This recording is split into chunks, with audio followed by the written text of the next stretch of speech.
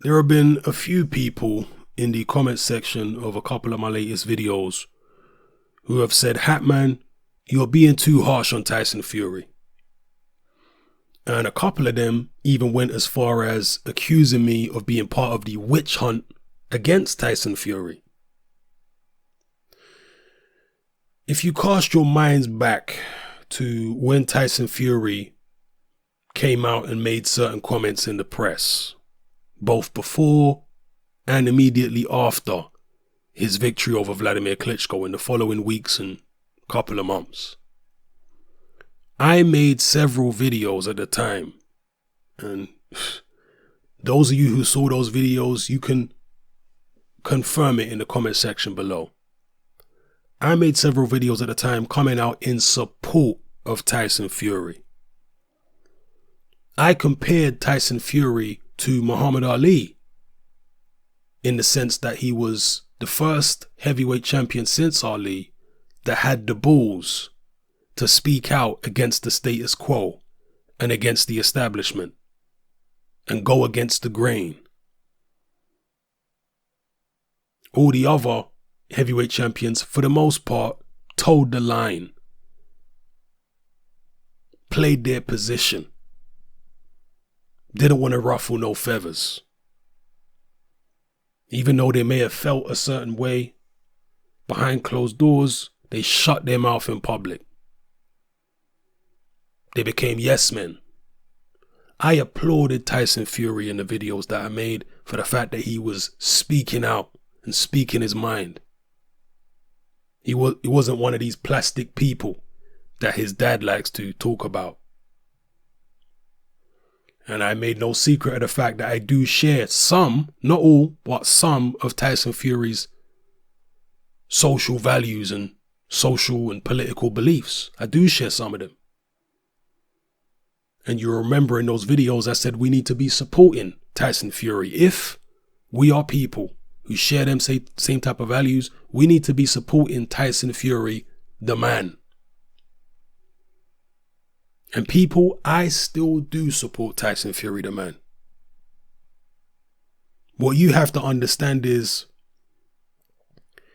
I make a distinction between Tyson Fury, the man, and Tyson Fury, the boxer.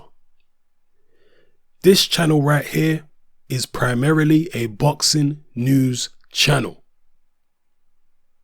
And the way I run this channel, you're probably sick of hearing this by now, I run it based on this motto: no fighter is below praise and no fighter is above criticism. Just because I like Tyson Fury, the man, it does not mean that I will not criticize Tyson Fury, the boxer. That's what you have to get your head around, people. And that goes for any boxer out there. Whether I like them or dislike them as men, that will not influence one way or the other how I treat them as a boxer.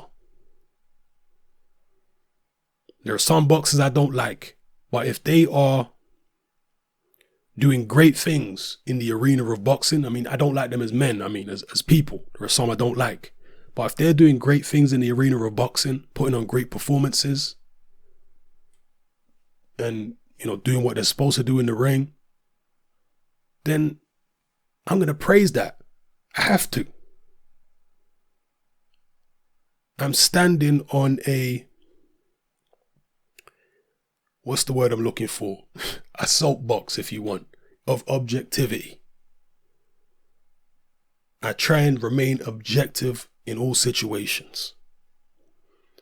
And as I've said previously, some people come to this channel and they hear a couple of videos of me praising a certain fighter and they think, wow, yeah, he's a pro whoever channel. In this instance, wow, he's a pro Fury channel. So Hatman's going to praise Fury all the time, wave the Fury flag, and never criticize him for anything that he does. This is the mentality that people come to this channel with when they see a couple of my videos. Could be about any other fighter. Then a few weeks down the line, all of a sudden, what? Why is Hatman criticizing him? This wasn't in the script. This wasn't supposed to happen. What's going on here? You got it twisted, people. Like Usher. Yeah? You got it twisted. This is not a fanboy channel. This is a channel where, like Adrian Broner says, anyone can get it. And it's not about me necessarily getting Tyson Fury right now, because there's nothing I've said in my recent videos that is condemning of the man. I'm just reporting the news at the end of the day. Don't shoot the messenger. And there just so happens to be a lot of news stories at the moment about Tyson Fury. And I am trying to look into the stories and ascertain the facts. I'm trying to look at it objectively and put aside the fact that, yes, I do admire a lot of things about Tyson Fury, the man, and a lot of the things he's done, speaking out against certain things. I do admire that. But in terms of Tyson Fury in a professional capacity, I can't allow my admiration for him as a man to influence the way I deal with Tyson Fury, the boxing entity. Yeah, that would be doing a disservice to my subscribers who do enjoy objectivity.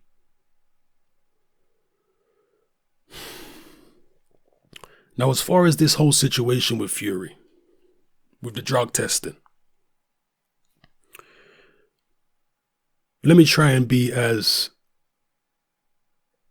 clear as possible in terms of where I stand on it at this point in time, because the more facts that come out in the following weeks and months, I may have to change my view and change my belief accordingly. But as it stands right now, to me, it seems as though Tyson Fury and his team have been disingenuous twice in a row in terms of the reasons that they pulled out of the fights seem like they are not genuine reasons. First of all, he pulled out of the fight earlier on in the year, citing an injured ankle. That happened the day before he got suspended for testing positive for nandrolone. Fact. And the second time that he pulled out of the fight, a few days ago, that happened the day after he tested positive for cocaine. What are the odds of that, people? What are the odds of him conveniently having issues coinciding with both of those major incidents? Him being suspended and him allegedly testing positive for cocaine. You trying to tell me that's a coincidence, people? Come on. You at least have to think that that looks suspicious, and it looks as though Fury and his team have possibly fabricated reasons for pulling out of the fight both times. The real reason, it would seem, the first time he pulled out, from as an outsider looking in with the information I have at the moment, the real reason that he pulled out the first time was not because of an ankle. It was because he was suspended and he didn't know when the suspension would be lifted. So he had to pull out. The second time, as an outsider looking in, it looks like he's pulled out because he's failed a drug test for cocaine and he's been told about it. So he's thought, you know what, let me pull out and say it's something else, say it's depression, to try and divert attention away from where it actually is.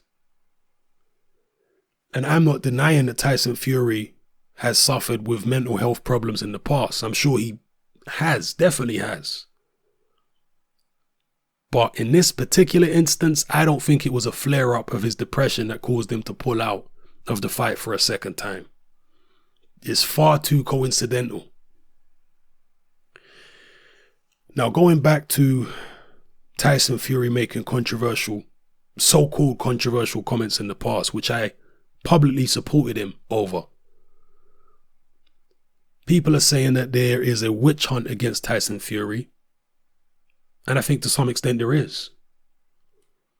However, just because there's a witch hunt against him, it don't mean he's incapable of doing wrong as well.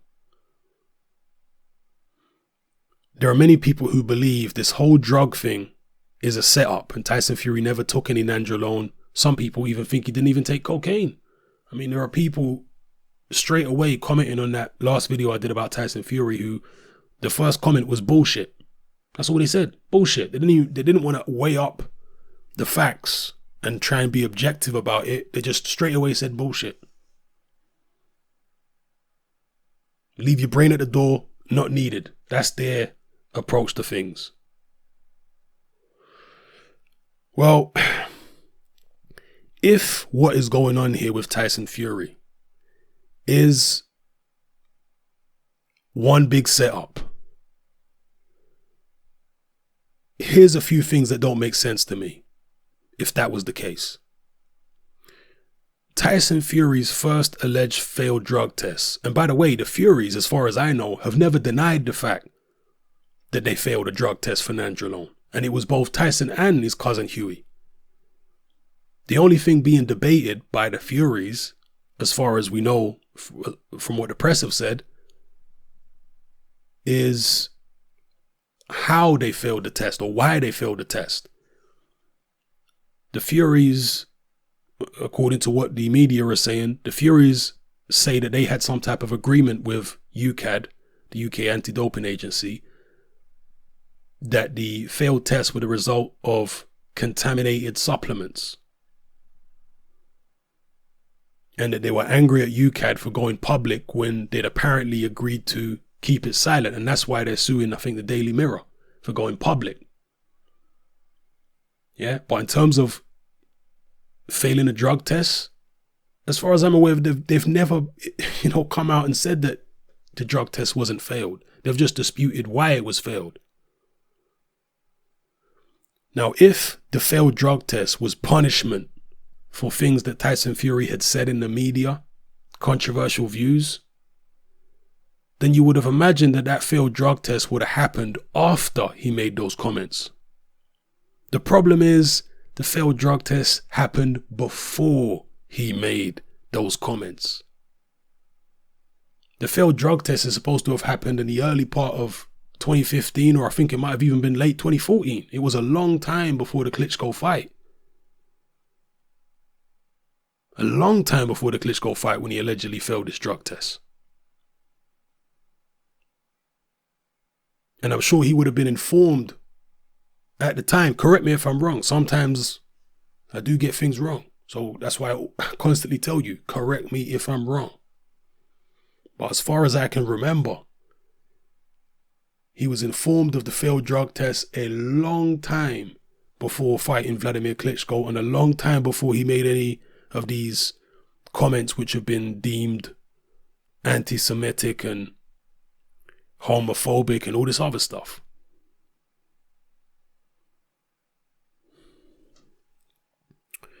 Also, the attitude that some people seem to have towards the Furies is they look at them as if they're incapable of dishonesty. People, we are all capable of dishonesty to one degree or another. We've all told lies in our lives.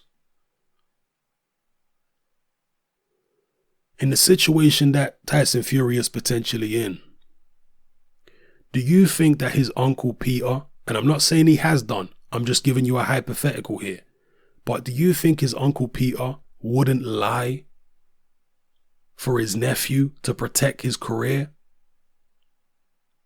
and even protect his mental well-being? Do you think he wouldn't lie? I think he would. I think most of us would lie to protect a loved one.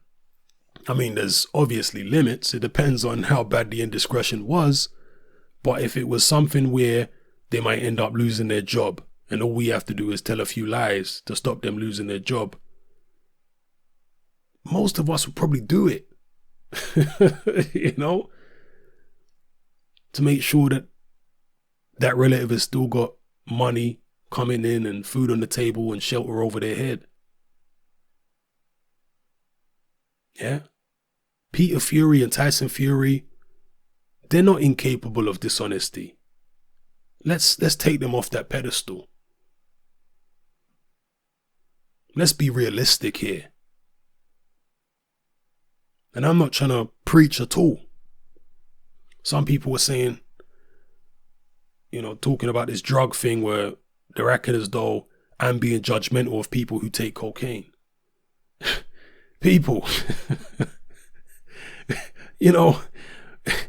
growing up in the West, you are surrounded by drugs everywhere, especially in the inner city. Loads of my friends have taken all types of drugs, from weed to cocaine to ketamine, ecstasy. I've known a few people on heroin, all types of drugs. So this is not me standing on my high horse and condemning drug takers. It's not that at all. As I said previously, this is a boxing news channel.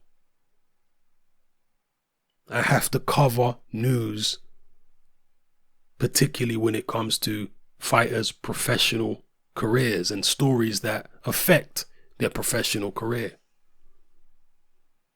If Tyson Fury gets divorced or whatever, like David Haye recently, it might affect his professional career, but I probably won't even do a video about it.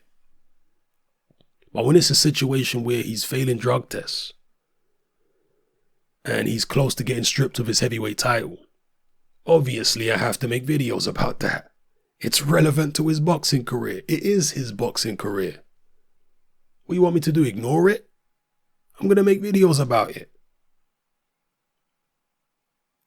There was a time when I was making a lot of Canelo videos. Back to back to back, it seemed. Why? Because there was a lot of news about Canelo coming out for me to talk about and give my views on and try and be objective about. Same with David Haye. There was a time when there was a lot going on in his career, so I was making a lot of videos about David Haye. There was some people saying, Hatman, stop it, you're making too many David Haye videos. Well, there was a lot of news about David Haye at the time. So what was I supposed to do? Ignore it? I'm going to make videos about it. As long as I have the time. Don't always have the time to make every video that I want to make. So, yeah, in a long drawn out way, I hope I've clarified my position on Tyson Fury. The more facts that come out about the situation, the clearer the picture will be for me and for everybody else if they care to look at it through objective eyes. Right now, it appears that Tyson Fury and his team have been dishonest, at least about the reasons for pulling out those 2 times. That's what the evidence leads me to suspect at the moment. If more evidence comes out in the future that actually it was part of some seriously vicious setup where there was all types of collusion between UKAD and various different entities within boxing to bring Tyson Fury down, if that comes out in the future, or if I see anything that makes me suspicious, then I will change my tune and I'll change my view. And I'm not saying any of my views that I've expressed in this video about Tyson Fury being dishonest and whatnot are facts. They're not facts. They're just my views at this point in time. They may change based on facts that come out. One thing I will say though, and I think I'm going to end this video pretty soon now, is that UKAD not going public with Tyson Fury's alleged failed drug test in 2015 or 2014, whenever it was. Them not going public for so long, that right there is very, very strange. UKAD have got a lot to answer for, actually. Not just Tyson Fury, but UKAD themselves have got a lot to answer for. If the press in the UK, I mean, I was going to say if they have any integrity.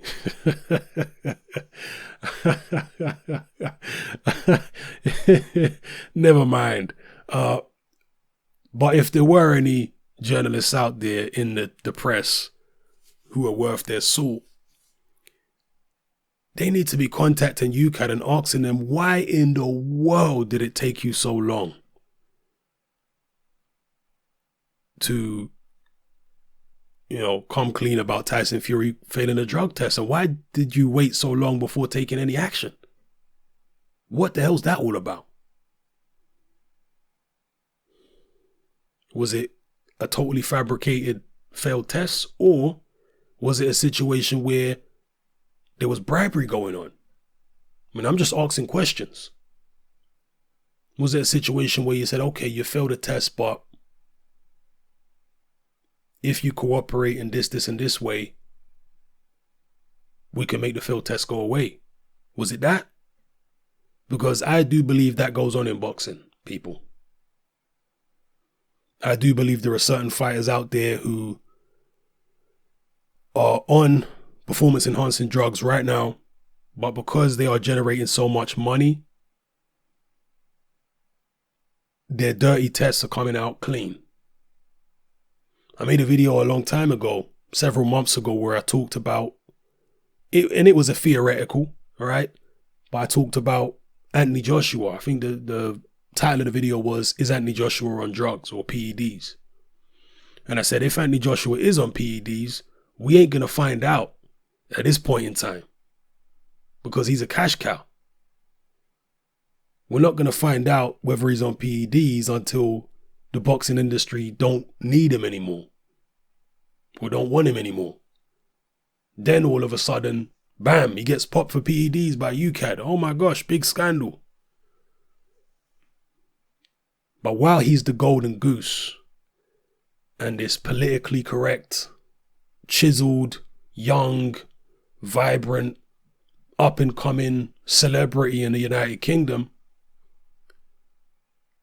he ain't gonna get popped for PEDs if he's taking them. I'm not saying he is. So I do believe that kind of corruption does go on with testing organizations. Certain people get protected.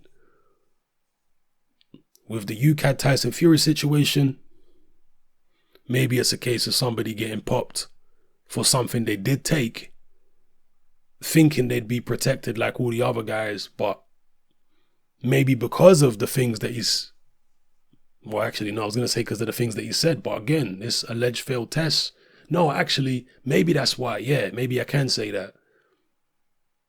Maybe he got popped and then they were going to allow it to go away, but then when he made these statements months and months down the line, which went against the grain, then UKAD turned around and said, you know what?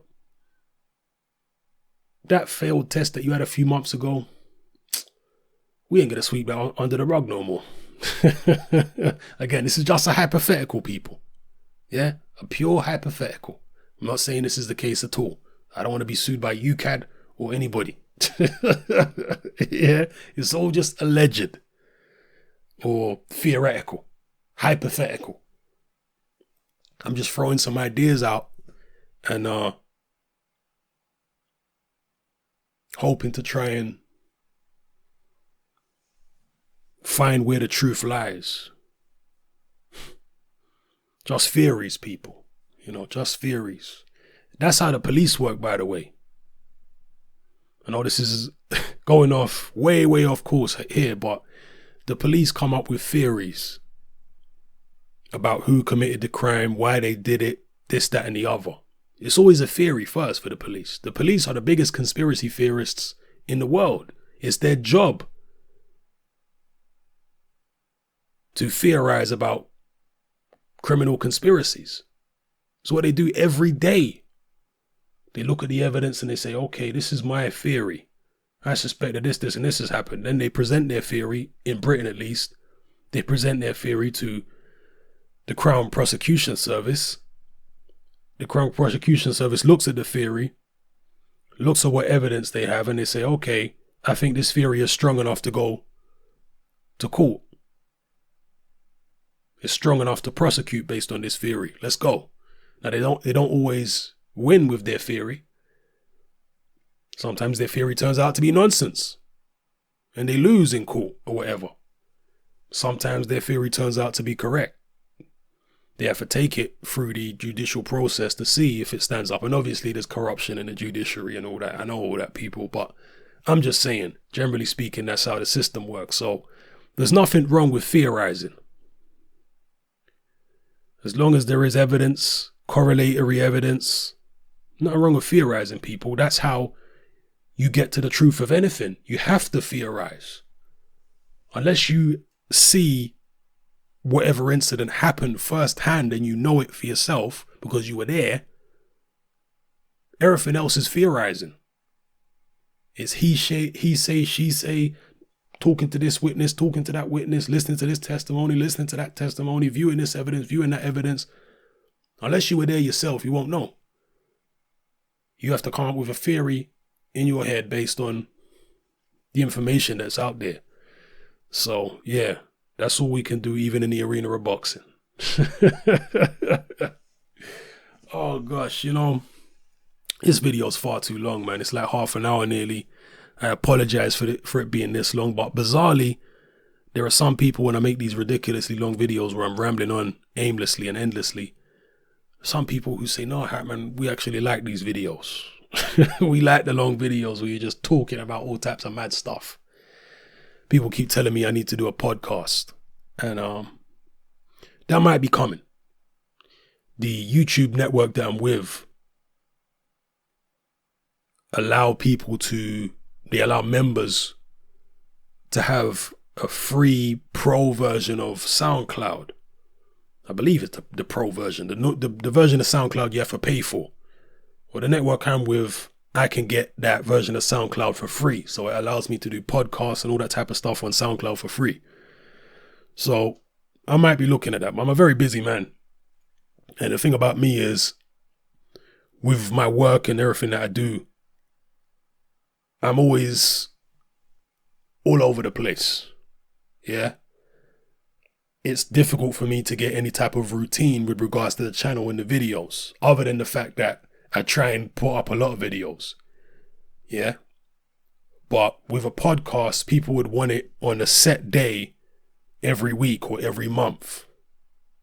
And it's hard for me to do that because my schedule is just always changing and it's all over the damn place. Yeah, that's why you'll see me upload videos in bulk a lot of the time these days, 7, 8 videos at a time, because that's when I can find the time to actually do them. And I've got a lot of news to catch up on and all those kind of things. So I just have to do the videos in bulk because I might not get another opportunity for a few days to do some videos sometimes. So anyway, people, that's that. I've covered everything I think about Tyson Fury. Yeah, just to recap, I think him and his team are being dishonest about the reasons they pulled out of the fight. Some people are saying, before they accused him of being on steroids, now they're accusing him of being on cocaine. Well, who says that you can't take cocaine in 2016 but have also taken steroids in 2014 or 2015? I never knew that those two things were mutually exclusive. Since when was that the case? This hearing is going to be very interesting. This hearing for Tyson and Hughie Fury. I want to see what happens in this hearing. And just in closing, and I really am closing this video out now because it's way too long. What is going to happen to Tyson Fury's career? Well, I watched the Wise video when he was coming out very much in support of Tyson Fury and refuting any evidence which suggests that Tyson Fury may have been dishonest or his team. But in that video, he said that Tyson Fury is going to haunt the heavyweight division for years to come like a ghost, because he's the man that rode into town and took out the sheriff, Vladimir Klitschko. And if he gets banned and stripped of his titles, he'll remain unbeaten, but he won't be in the sport no more for the foreseeable future. And I guess that will be true. He will, because people will always have it in their head. What if Tyson Fury did fight Joshua? What if this happened? What if that happened? One thing we can say, though, and one thing that people can never take away from Tyson Fury is the fact that he tested clean for the Klitschko fight. And Klitschko is very stringent about the drug testing for his opponents. He's not very stringent about the drug testing for himself normally, but very stringent about the drug testing for his opponents. Marius Wack is one of his opponents who tested positive for steroids. And it weren't no funny business neither. Marius Wack admitted wrongdoing.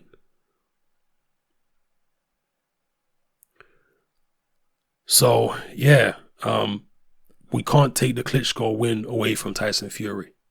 That was a legitimate win over a very good version of Klitschko. I've said this before. I don't think that was no washed up Klitschko. I think that was a very good version of Klitschko.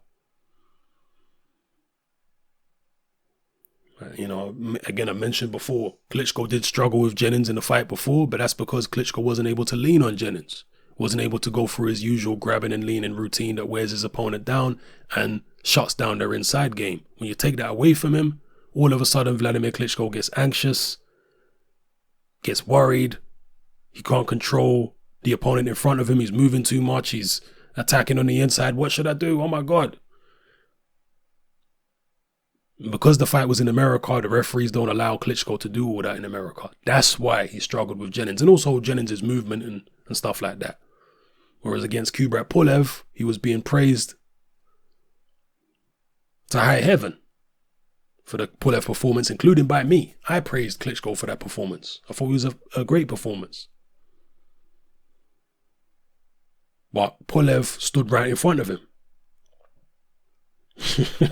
You know, Jennings didn't do that, especially not early on anyway. So let me stop rambling, people. You can't take away Fury's performance against Klitschko. But if he does get banned for a number of years, as a boxing fan, I think he might as well not come back. Unless he really needs to financially. As a boxing fan, I think he may as well not come back. And not because I don't like Tyson Fury as a boxer. It's because if he comes back after all those years, let's say he gets banned for 4 years, or even 2 years, if he comes back after those years, knowing the fact that Tyson Fury doesn't treat his body very well outside the ring, I think that any comeback would probably end in disaster. And I think it's better to live on with a legacy of being unbeaten and being this almost mythological type of character in boxing folklore. It's better to live on with that type of legacy than come back after a number of years out where he's been gaining all types of crazy weight and doing God knows what, drinking and abusing his body, and then coming back and getting beaten by people who wouldn't have been able to lace his boots when he was at his best. So it might be best for him to walk away if he can financially afford it and all that, and he's in a good place, you know. And as far as all the partying and the things that Tyson Fury's been doing, he's just reverting back to what he was doing early on in his career. Before he got with Peter Fury, he admits he was always out on the town, drinking, eating kebabs and doing all types of stuff, staying up late. He was doing all this before he was with Peter Fury. That was probably like the first half of his career he was doing all that. So what he's doing now since beating Klitschko is just reverting back to that, what he was doing earlier on in his career. You know? Anyway, ridiculously long video, rambling and talking complete nonsense. I apologize. Drop your comments in the comment section below on anything I've raised in this video. All right? It's your boy Hatman. I'm out.